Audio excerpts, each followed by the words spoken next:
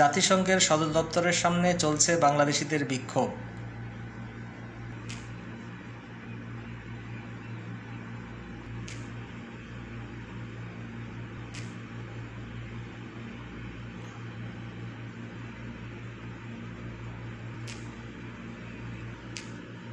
আমাদের তারেক ভাইয়ের এক পোস্ট, দেশটা আমার হচ্ছে চুরি, চোর ধরতে নাইমা শুনি, আমি নাকি রাজাকার।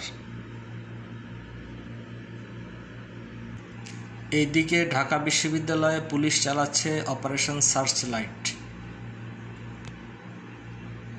ছাত্রছাত্রীরা বলছে, আমরা সাধারণ ছাত্রছাত্রী, আমাদের হাতে কোনো অস্ত্র নাই, কোনো লাঠি নাই।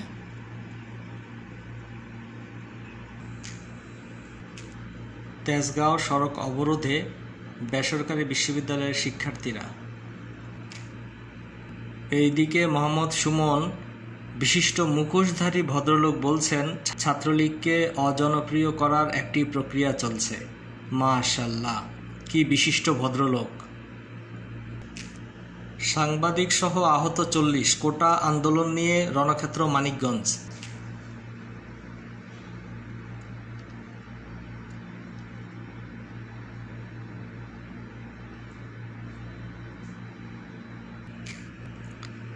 কারফিউ জারি, নেমেছে সেনাবাহিনী, এবার কি হতে পারে।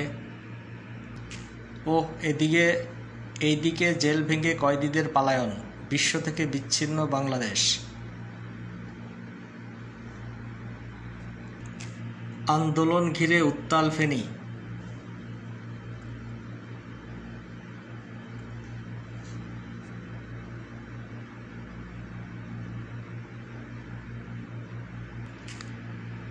কোটা সংস্কার আন্দোলনকারীদের সাথে সাতক্ষীরায় পুলিশের সাথে সংঘর্ষ, গুলিবর্ষণ।